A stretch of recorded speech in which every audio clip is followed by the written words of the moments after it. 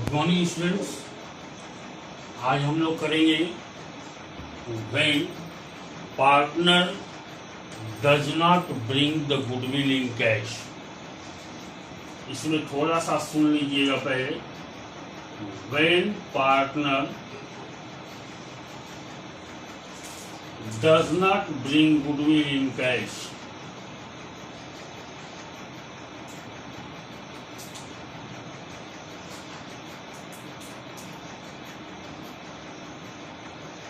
इसका मतलब क्या है? पार्टनर्स जब आता है तो मैंने बताया है आपको कि दो चीजों के साथ आता है। पहला कैपिटल और दूसरा गुडविल।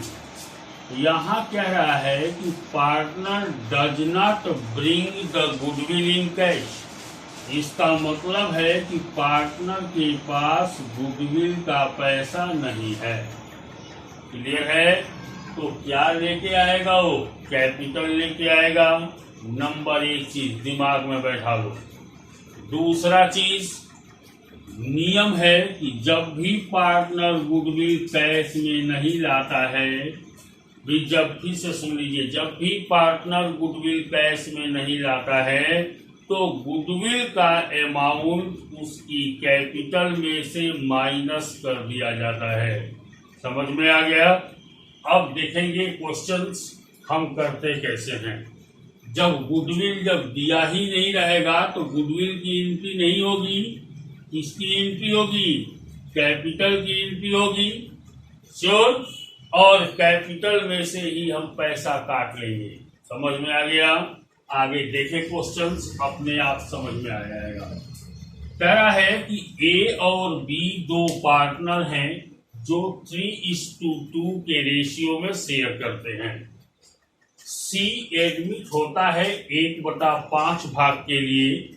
सी 40,000 कैपिटल के रूप में लाता है और गुडविल फर्म की 25,000 है। C enable to bring the goodwill in cash, और सी गुडविल का पैसा नहीं लाता है, लाने में असमर्थ है।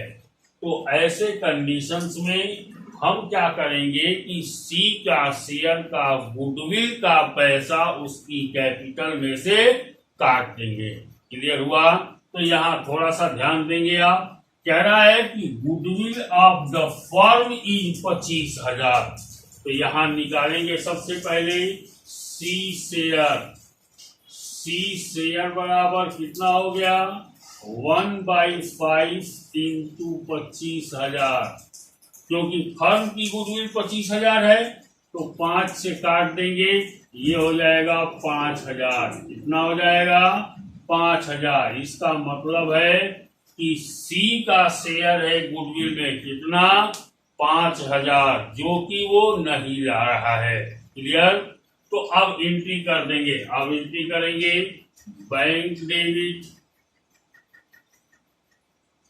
Bank debit to C capital. ध्यान दीजिएगा यहां मैं क्या लिख रहा हूं। गुडविल दिया ही नहीं है। जब वो गुडविल नहीं लाता है तो गुडविल की एंट्री नहीं करेंगे। फिर से सुन लीजिएगा, ये गुडविल फर्म की दिया हुआ है, इसका हिस्सा 5,000 है जो वो नहीं लाता है। तो जब गुडविल लाएगा ही नहीं तो हम गुडविल की एंट्री नहीं करेंगे। तो यहाँ पे क्या हो जाएगा? सी में चढ़ जाएगा 40,000 जो कैश लेके आता है, और बैंक में भी चढ़ जाएगा 40,000। ठीक है? याद रहे, कैपिटल अगर क्रेडिट होती है तो बढ़ती है और डेबिट होती है तो घटती है। क्लियर हुआ? तो यहाँ पर हम प्रीमियम के जगह इसकी कैपिटल को ही डेबिट करेंगे। इसको डेबिट करेंगे, कैपिटल को ही डेबिट करेंगे। ठीक है? तो यहाँ हो जाएगा सी कैपिटल डेबिट। ध्यान दीजिएगा, यहाँ सी कैपिटल डेबिट 5,000। कितना है? 5,000 to A capital to B capital. याद रहे, यहां ए और बी का शेयर 3:2 है, तो भाग दे देंगे 5 से। 3000 ए पाएगा और 2000 बी पाएगा, याद रहे। अब इसका इफेक्ट क्या आएगा देखेंगे। कितना था इसकी कैपिटल, 40,000 थी। 40,000 में से मैंने 5,000 कट कर दिया। कैसे काटा, डेबिट कर दिया। डेबिट कर दिया और ये क्रेडिट है, तो 5,000 घट जाएगा अपने आप। ये हो जाएगा 35,000। जब आप इसका बैलेंस निकालेंगे तो क्या आ जाएगा, 35,000 आ जाएगा। ठीक है, और इसके बाद 5,000 को हम बांट देंगे किस रेशियो में, सेक्रीफाइसिंग रेशियो में। लेकिन यहाँ ओल्ड न्यू रेशियो नहीं दिया है, इसके वजह से ओल्ड रेशियो को ही सेक्रीफाइसिंग रेशियो मान लिया जाएगा। ठीक है, अब आते हैं क्वेश्चन नंबर 36 पे। क्वेश्चन नंबर 36 देखेंगे, वेरी इजियर इट इज। कह रहा है कि ए और बी पार्टनर हैं जो 3:2 के रेशियो में लेते हैं। सी 1/4 भाग के लिए आता है। सी ए से 1/5 लेता है। कितना लेता है, 1/5 भाग लेता है। और बी का कुछ नहीं बोला है, क्लियर है। इसका मतलब है कि सी ए से 1/5 भाग लेता है और बाकी बचा हुआ भाग किससे लेता है, बी से। तो पहले हम न्यू रेशियो की कैलकुलेशन कर लेते हैं। ठीक है, तो यहां क्या करेंगे, सी शेयर कितना है, 1/5, 1/4। कह रहा है कि इसका 1/5 भाग ए से लेता है। यहां लिखेंगे सी फ्रॉम ए।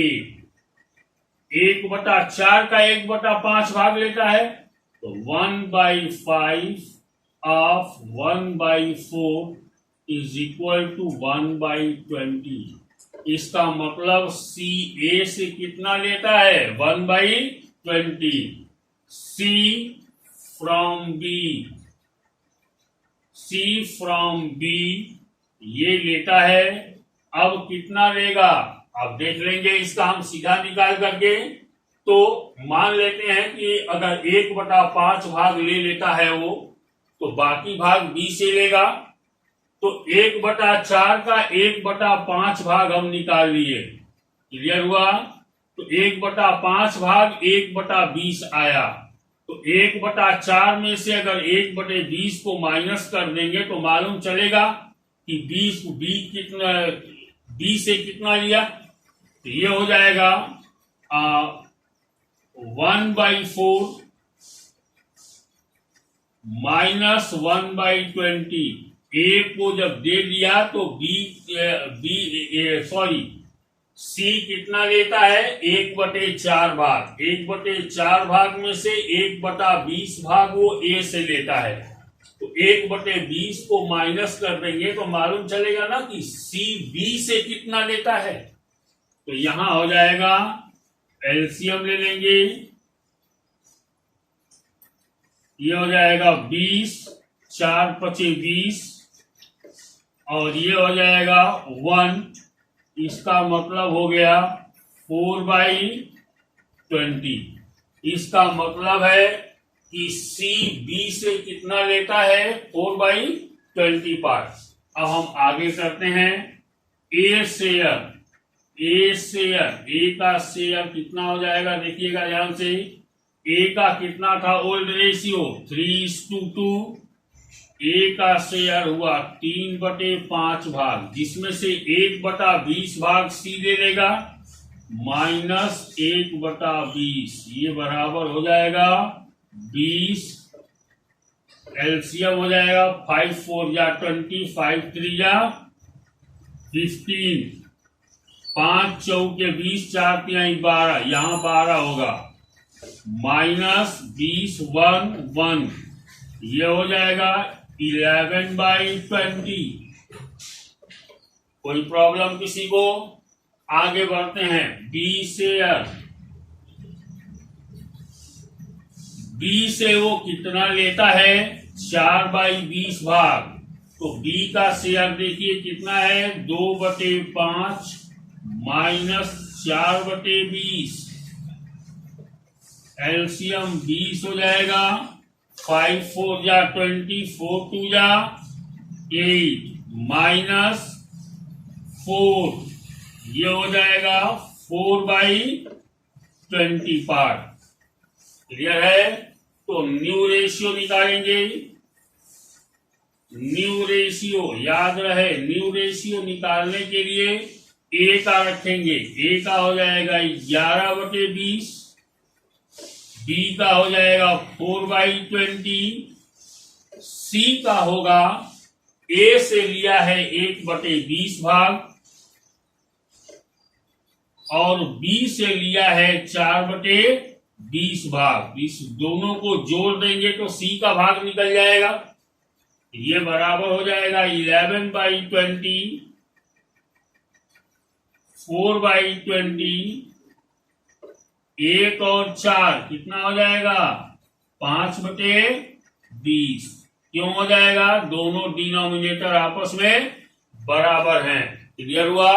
तो अब इनकी न्यू रेशियो क्या हो जाएगी, 11:4:5। क्लियर हुआ। क्यों हो जाएगा, क्योंकि तीनों का डिनोमिनेटर 20 है। क्लियर। अब हम निकालेंगे सैक्रिफाइसिंग रेशियो। सैक्रिफाइसिंग रेशियो का मतलब क्या हुआ, old ratio minus new ratio. Clear हुआ। तो यहां थोड़ा सा हम मिटाएंगे और निकालेंगे सैक्रिफाइसिंग रेशियो।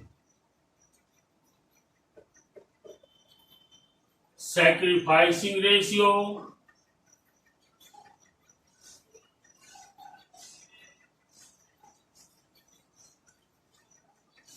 ये बराबर हो जाएगा old ratio minus new ratio. Old ratio A का कितना था, 3/5 माइनस 11/20, 11 4 15 और 5 20 माइनस 11/20। एलसीएम हो जाएगा 20, 5 4 4 3 जा 12 माइनस 21 जा 20 11। ये हो जाएगा 1/20। क्लियर हुआ। बी का देखिए सैक्रिफाइसिंग शेयर क्या निकलेगा, 2/5 माइनस 4/20, 4/20, 20 एलसीएम हो जाएगा, 5 4 जा 20, 4 2 जा 8 माइनस 1 4, ये हो जाएगा 4/20। तो सैक्रिफाइसिंग रेशियो बराबर क्या हो जाएगा, 1:4। क्लियर हो गया। सैक्रिफाइसिंग रेशियो कितना निकल गया, 1:4। देख के समझ में आया सबको, कोई प्रॉब्लम। आगे बढ़ते हैं।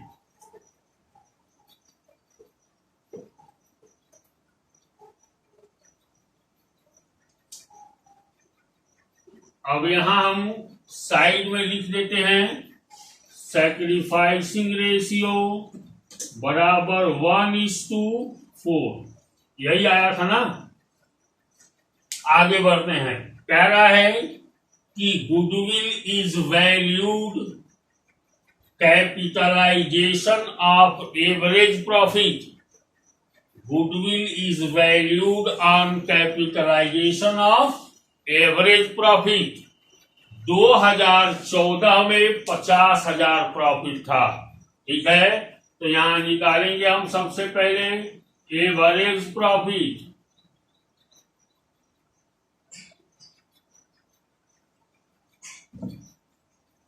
ये बराबर हो जाएगा 2014 में कितना है, 50,000 प्लस कह रहा है कि 2015 में प्रॉफिट है 1,20,000। 1,20,000 में प्रॉफिट इंक्लूड है 40,000। याद है आपको चैप्टर 2 नॉर्मल एबनॉर्मल।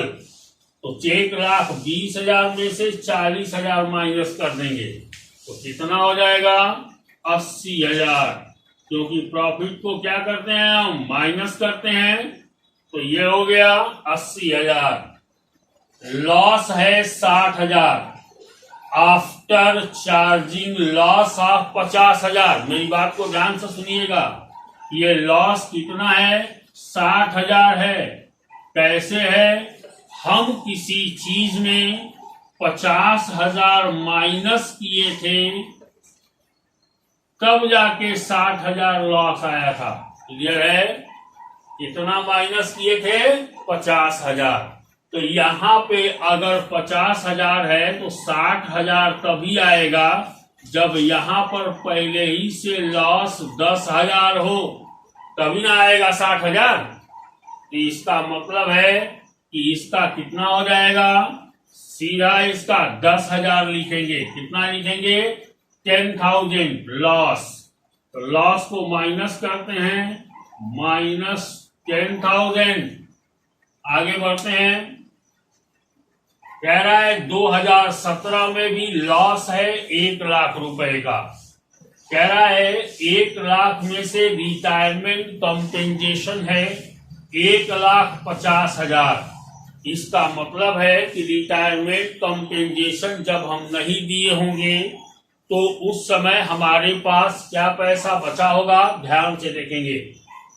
1,00,000 लॉस आया है, इसका मतलब हमारे पास प्रॉफिट कितनी आई होगी 50,000। तभी तो हम 50,000 में से जब माइनस करेंगे 1,50,000 तो 1,00,000 रुपया क्या आ जाएगा माइनस में आएगा। तो यहां पर होगा, इसका मतलब प्रॉफिट कितनी रही होगी 50,000 रही होगी। आगे बढ़ते हैं, कह रहा है 2018 में है 1,90,000। 1,90,000 प्रॉफिट है।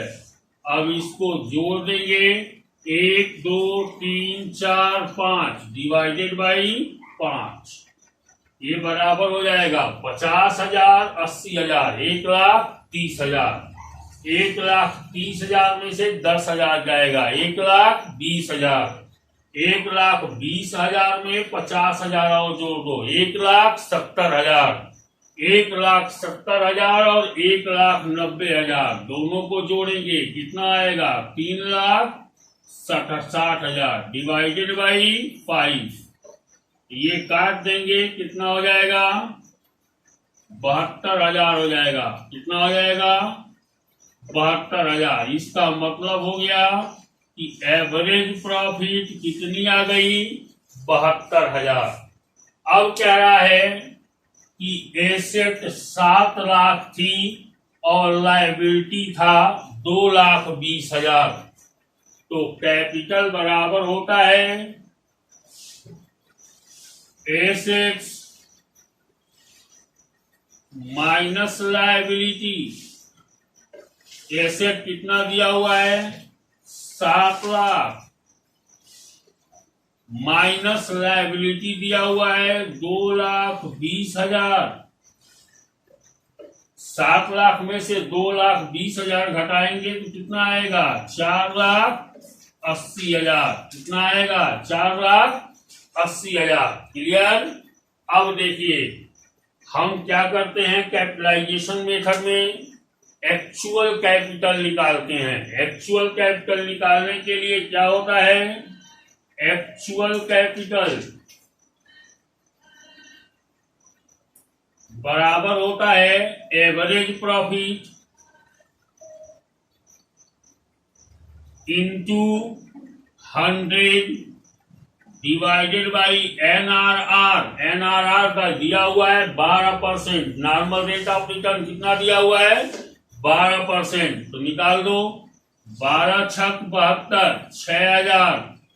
6,000 इंटू 100 कितना हो गया 6,00,000। एक चीज ध्यान से देखिएगा, एक्चुअल कैपिटल होनी चाहिए थी 6,00,000 और है कितनी 4,80,000। तो जो एक्सेस पैसा है यही ना गुडविल होता है। तो यहां हम लिखेंगे goodwill of the firm, goodwill of the firm is equal to 1,20,000, 1,20,000। यही है ना जी, ये आपका आंसर आया 1,20,000। अब हम सॉल्यूशन चालू करेंगे आगे का प्रोसेस। यहां देखेंगे, इसको मिटा रहे हैं हम।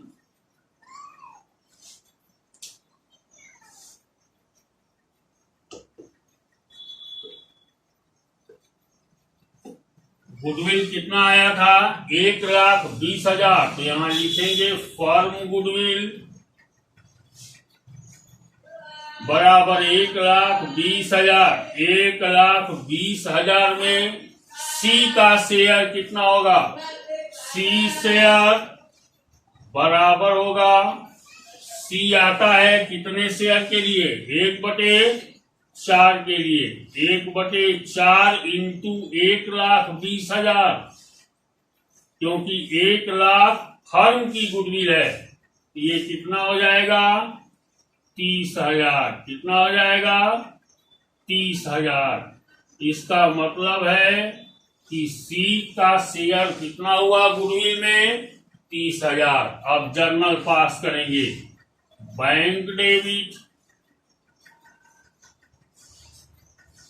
To C capital. याद रहे, वो गुडविल का पैसा नहीं लाता है, तो नहीं लाता है तो ऑलरेडी हम करेंगे। यहां पे देखेंगे ध्यान से, इतना पैसा सी लेके आता है। सी लेके आता है 1,25,000 कैपिटल, तो हम सी के कैपिटल में चढ़ाएंगे 1,25,000। तो हमारे बैंक में भी कितना आएगा? 1,25,000। क्योंकि गुडविल का पैसा वो लाया ही नहीं है, तो हम यहां फिर सी की कैपिटल को डेबिट करेंगे। सी कैपिटल डेबिट कितना है गुडविल? 30,000। तो कितने से डेबिट करेंगे? 30,000 से। To A capital to B capital. याद रहे, आपने सेक्रीफाइसिंग रेशियो निकाल के रखा है, तो 1:4 में बांट दीजिए 30,000 को। तो 4,000 से 4 से भाग देंगे 5 से, तो कितना हो जाएगा? 6,000। इसका मतलब है ए पाएगा 6,000 और बी पाएगा 24,000। Are you sure? 1:4 में हमने क्या किया? बांट दिया। And that is the answer of the question. ठीक है, ये क्वेश्चन थोड़ा सा बड़ा था, जिसके वजह से यहीं पर वीडियो स्टॉप कर रहे हैं, क्योंकि आपको समझने में भी तकलीफ होगी। ठीक है, ऑल द बेस्ट। समझते रहिए, करते रहिए, और जहां भी तकलीफ होती है अपनी कमेंट उस पॉइंट पे लिखें, यहां पर समझ में नहीं आया। ठीक है, ओके, ऑल द बेस्ट।